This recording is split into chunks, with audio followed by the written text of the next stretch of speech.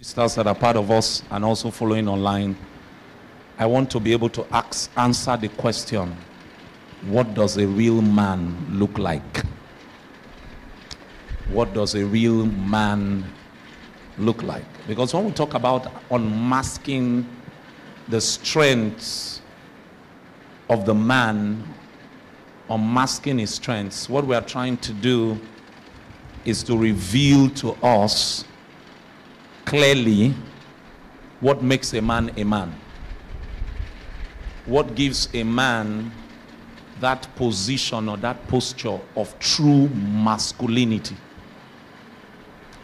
And when we talk about masculinity, what do we mean when we say we are talking about masculinity? Masculinity simply means the attributes that characterize manhood.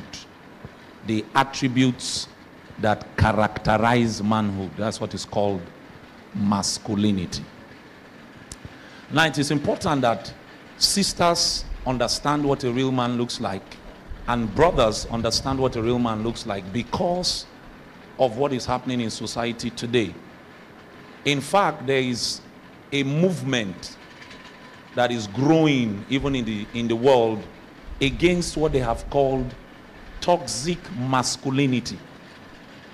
That is poisonous masculinity. There is a subtle, deliberate attack against the male gender. In fact, there is a movement that has begun to say that society in general is patriarchal in nature. And what do we mean by patriarchal? That society favors the male gender, right? That everything is skewed towards men. That men naturally will be given favors over women if you are looking for a leader. That in marriage, the man wants to enforce his authority over the woman. So feminism movements are rising across the world to try and counter patriarchy. But the problem with all these things is that the definitions or the standpoints from where these agitations are coming from are wrong.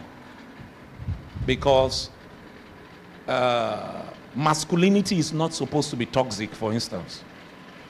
Masculinity as defined by God is a beautiful thing. In fact, if you are born male, you are supposed to consider it a great honor that God will choose that you should function as a man upon the face of the earth. The male gender has so much role to play in the life or in the plans of God. There's a reason God decided to put the seed for conception in the man and not the woman. The way the man is designed, it is obvious that in God's heart and in God's purposes, headship, leadership, and authority is with the male gender. It is God's design. It's not my design. It's God's design. So it's a privilege to be born a man. So it becomes worrisome that somebody is born a man and he feels that he's in the wrong body and then he wants to change and begin to look like something else. In fact, you can change to begin to look like a dog. You can change to begin to look like a crocodile. In some cases, men choose that they want to look like women. So there's another problem in society. It's called the feminization of the male gender. Feminization of the male gender. So for instance, if you are like me, that is a romantic,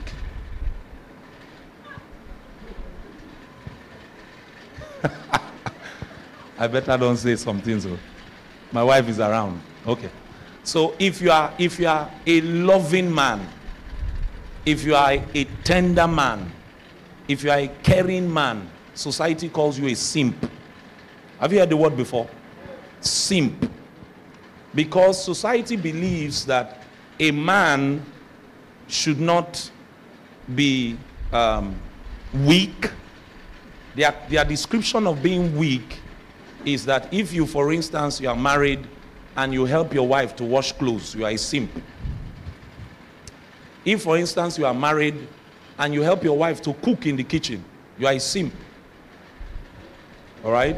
That man should not be soft.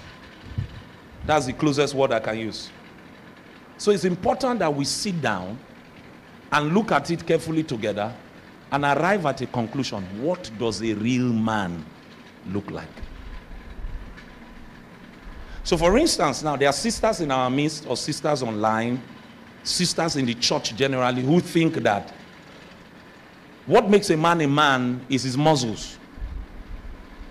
And I can even show you the way the Shulamite describes her beloved in Songs of Solomon.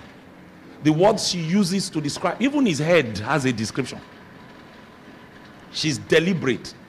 Because in the eyes of the average female, a man is first attractive because of how he is built. Are you with me?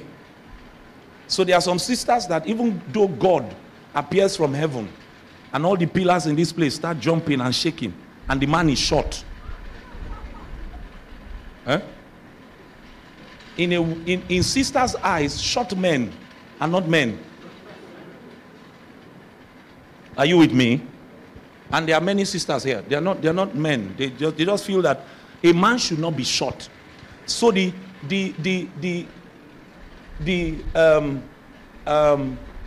classic definition of what a man looks like is tall, dark, and handsome.